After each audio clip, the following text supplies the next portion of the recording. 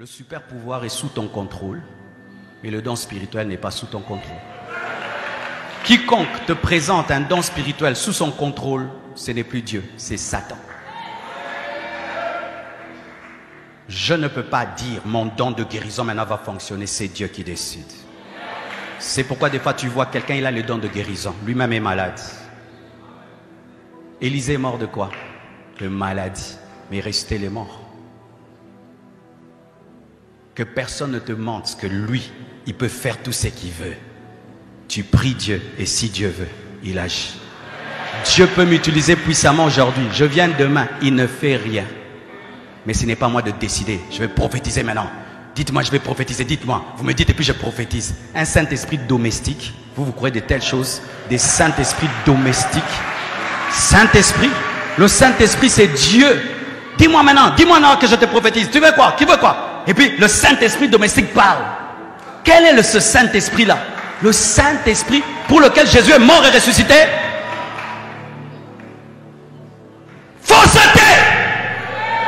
Fausseté! Manipulation!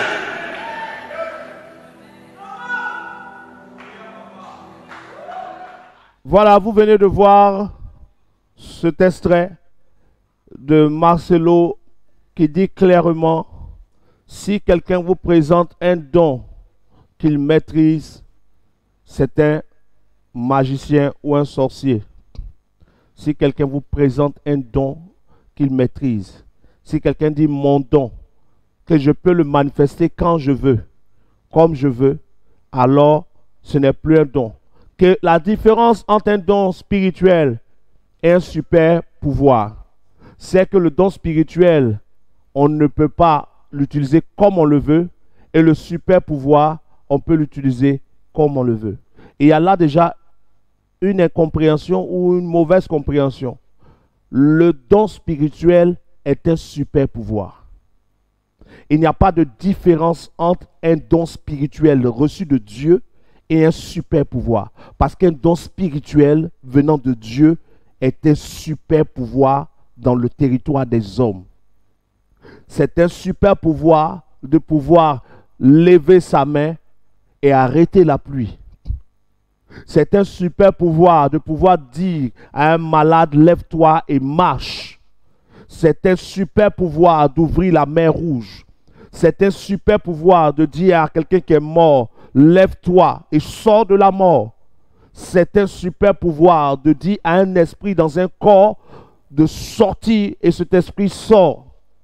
Maintenant, il est bon qu'on précise encore ceci. Et il y a une différence entre l'action du Saint-Esprit et le don spirituel. Parce que lorsque l'homme de Dieu est en train de dire à une maladie, au nom de Jésus, sors de ce corps, il n'est pas en train de donner un ordre au Saint-Esprit. C'est une mauvaise compréhension de la puissance et du pouvoir que Dieu nous a donné. À tous ceux qui l'ont reçu, à ceux qui croient en son nom, la parole a donné le pouvoir de devenir enfant de Dieu. Devenir enfant de Dieu est différent de faire comme les enfants de Dieu. Devenir enfant de Dieu, c'est recevoir la nature de Dieu. Et la nature de Dieu nous octroie de la puissance. Vous recevrez une puissance. Le Saint-Esprit venant sur vous. Donc le Saint-Esprit n'est pas la puissance. Mais quand le Saint-Esprit vient sur nous, nous recevons de la puissance. Et ce Saint-Esprit qui est venu sur nous, qui nous a donné de la puissance, nous donne des dons. Il y a une différence entre dons spirituels, entre puissance spirituelle, entre pouvoir spirituel et autorité spirituelle. Il faut bien avoir cette connaissance de la différence entre le Saint-Esprit, entre les dons spirituels, entre l'autorité spirituelle, le pouvoir et la puissance spirituelle. Si, quand on dit à un paralytique, lève-toi et marche, que c'est le Saint-Esprit à qui on donne des ordres, ce n'est plus l'évangile. Ce n'est pas au Saint-Esprit, c'est la manifestation de notre foi. Par la foi, Hébreux chapitre 11, il est écrit, par la foi, certaines femmes retrouvèrent leur mort. quelqu'un est mort, mais la femme qui est avec lui par la foi a fait que son homme s'est relevé. Qu'est-ce qui fait que l'homme s'est relevé? Sa foi. Et beaucoup d'hommes de Dieu réellement en Jésus, ont reçu ce qu'on appelle le don de foi. Et le don de la foi, en face des situations, quand ce don se déclenche, quand on l'exerce avec assurance. C'est un don que Dieu a fait aux hommes, le don de la foi, le don de la prophétie, le don des guérisons, le don des langues, le don de l'interprétation. Il y a plusieurs dons et même dans la Bible on cite beaucoup de dons. Mais un don qui t'est fait par Dieu se développe avec l'exercice du don. Au fur et à mesure que tu exerces dans le don, tu prends de l'assurance dans le don. Tu commences à connaître le don. Le Saint-Esprit t'enseigne comment utiliser le don. Utiliser le don, ce n'est pas utiliser le Saint-Esprit. Parce que Marcelo dit, quel est ce Saint-Esprit domestique à qui on dit, je veux prophétiser et le Saint-Esprit se met dedans. Non, le Saint-Esprit n'est pas celui qui prophétise. Le Saint-Esprit donne le don de prophétie. Le Saint-Esprit donne de la puissance, mais le Saint-Esprit n'est pas la puissance. Celui qui prophétise, prophétise parce qu'il a la capacité que Dieu lui a donnée de voir ce que d'autres ne voient pas. Il a la capacité que Dieu lui a donnée de toucher des malades et qui guérissent. Regardez par exemple l'apôtre Paul, dont le mouchoir, son mouchoir, pris par des gens, pouvait aller toucher des malades ailleurs et les malades guérissaient. On dira que le Saint-Esprit était dans le mouchoir. Non, le Saint-Esprit n'est pas dans le mouchoir. Mais la puissance est restée dans le mouchoir. Le Saint-Esprit n'habite pas des mouchoirs. Mais la puissance qui avait été mise sur l'apôtre Paul était capable de se répandre dans son mouchoir. Voici pourquoi il est dit, tu induis ma tête et ma coupe déborde. Parce que l'onction qui descend sur un homme de Dieu peut contaminer même sa sueur. Voici pourquoi la femme qui avait des pertes de sang a touché le pan de la robe de Jésus. Elle a été guérie. Jésus dit, une force est sortie de moi. Elle n'a même pas touché son corps, elle a touché son vêtement. La Bible dit que l'ombre de Pierre pouvait passer sur un malade et le malade se lève. Le Saint-Esprit n'habite pas une ombre. C'est nos corps qui sont son temple. Mais l'ombre était capable d'agir parce qu'il y a de la puissance que Dieu donne à ses serviteurs, des dons qu'il donne à ses serviteurs, de l'autorité qu'il donne à ses serviteurs. Et celui qui le leur a donné, c'est le Saint-Esprit, parce qu'il y a diversité de dons, mais un seul Saint-Esprit qui donne tout à tous pour l'utilité commune.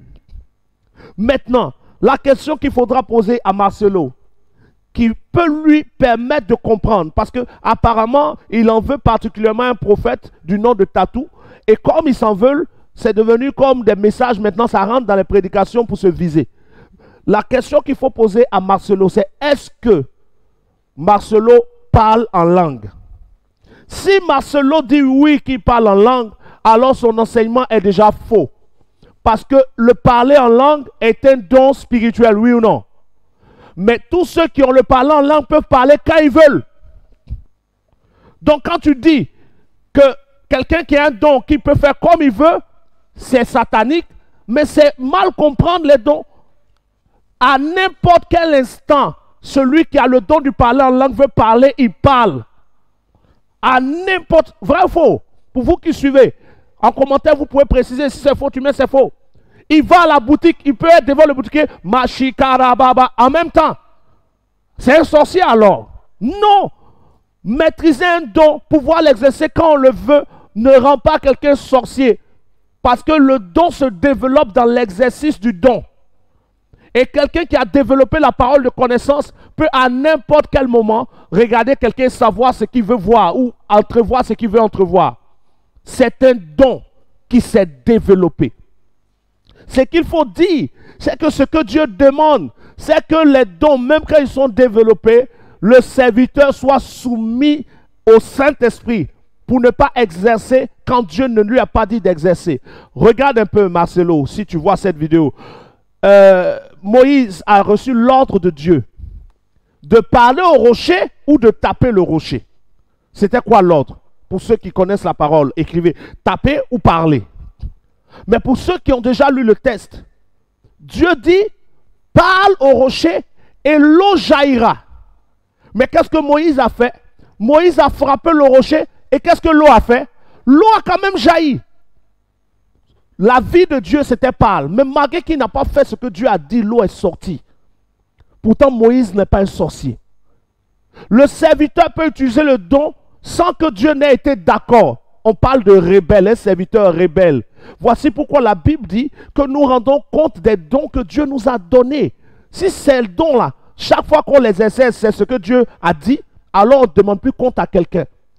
Le Saint-Esprit a donné des dons aux hommes et ces hommes les utilisent et ils doivent être soumis au Dieu qui le leur a donné. Le parler en langue est un don, mais on parle en langue quand est-ce qu'on le veut. On peut parler en langue partout. De même, celui qui prophétise peut se disposer et donner des prophéties. Celui qui chasse les démons, parce que la puissance pour chasser les démons, il y a un don aussi dans ce combat-là. Il peut chasser tout démon partout où il veut. Mais nous voulons être soumis au Saint-Esprit dans l'exercice des dons. Je lis quelques textes pour que vous voyez bien. Dans le livre de 1 Corinthiens chapitre 12 verset 28, il est écrit: et Dieu a établi dans l'Église premièrement des apôtres, secondairement des prophètes, ensuite des docteurs, ceux qui ont le don des miracles, puis ceux qui ont les dons de guérir, de secourir, de gouverner, c'est-à-dire de diriger. Même diriger un culte vient d'un don spirituel. Mais celui qui dirige un culte peut diriger tous les cultes. Partout où on le met, il peut diriger. Il maîtrise sa direction. Partout, il peut diriger. Ensuite, le don de parler diverses langues. Donc, le parler en langue, en diverses langues est un don. Mais on peut parler quand on veut, où on veut. Je peux être dans les toilettes, je parle en langue. Je peux être dans la douche, je parle en langue. Je peux être sur ma terrasse, je parle en langue. Je peux être en train de manger et puis parler en langue. Ça ne fait pas de moi un sorcier. Donc, quand Marcelo dit que si vous maîtrisez un don, vous voyez quelqu'un qui est là, il dit mon don, mon don, mon don, mon don. Eh bien, regardons Actes chapitre 3. Au sujet de cette phrase, mon don. Personne ne peut dire mon don. Actes chapitre 3. Actes chapitre 3. Et je lis. Pierre et Jean montaient ensemble au temple à l'heure de la prière. C'était la 9e heure. Et il y avait un homme boiteux de naissance qu'on plaçait tous les jours à la porte du temple appelé la Belle pour qu'il demandât l'aumône à ceux qui entraient dans le temple. Cet homme, voyant Pierre et Jean qui allaient y rentrer, leur demanda l'aumône. Pierre, de même que Jean, fixa les yeux sur lui et dit: regarde-nous. Et il les regardait attentivement, s'attendant à recevoir d'eux quelque chose. Alors Pierre dit: je n'ai ni argent, ni or, mais ce que j'ai, je te le donne. Au nom de Jésus, lève-toi et marche. Pierre dit: ce que j'ai. Donc il a quelque chose qui lui appartient. Qu'est-ce que c'est? Son don de miracle. J'ai la capacité de te guérir. Il dit: je vais te guérir. Ce que j'ai, je te le donne. Il dit pas ce que Dieu m'a donné. Il dit pas ce que Dieu a. Il dit ce que j'ai. Mais il a eu comment? Dieu lui a donné un don. Ce que j'ai, je te le donne.